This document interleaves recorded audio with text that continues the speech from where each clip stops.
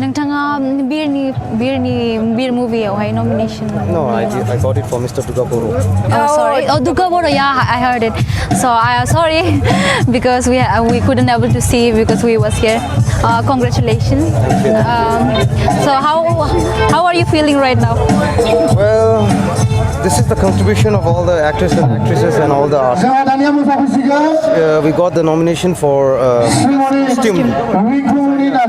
But to say the truth, माने गासिबो माने जि जोमनायखौथ' एक्टर एक्ट्रेसफोरा निजा लाबोनाय जाजोबदों जाय आर्टिस्टफोर दंमोन सिनेमायाव बिसोरनो लाबोजोबदों दा एक्चुअलि बे आंनि या सोरबा प्रडिउसारनि थाखायनो बे एक्चुअल होल टीमनि मोनसे माने कन्ट्रिबिउसननि मोनसे एवार्ड आरो मोनबाय जोङो बेखौ दा मोननानै गोजोनबाय and I would like to really thank the team.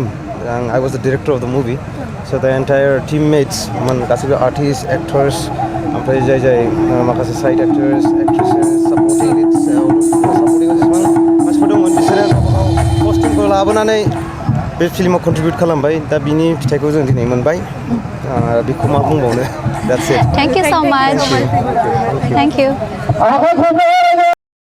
So दानिया जोङो समावसार सारजों दङ सारा जे बेस्ट करियोग्राफार एवार्ड देरहादों लिरगिरिनि थाखाय सारा माबायदि खुसिखौ एक्सप्रेस खालामनो हागोन नामा जोंनो आं बे एवार्डखौ मोननानै जोबोर गोजोननाय मोनदों आरो बे एवार्डआ आंनि गिबि खेब नङा बिनि आवगायावबो आङो मोनसे हायनामुलि 6आवहाय बेस्ट करियोग्राफार एवार्ड 2016आव मोननो हादोंमोन आरो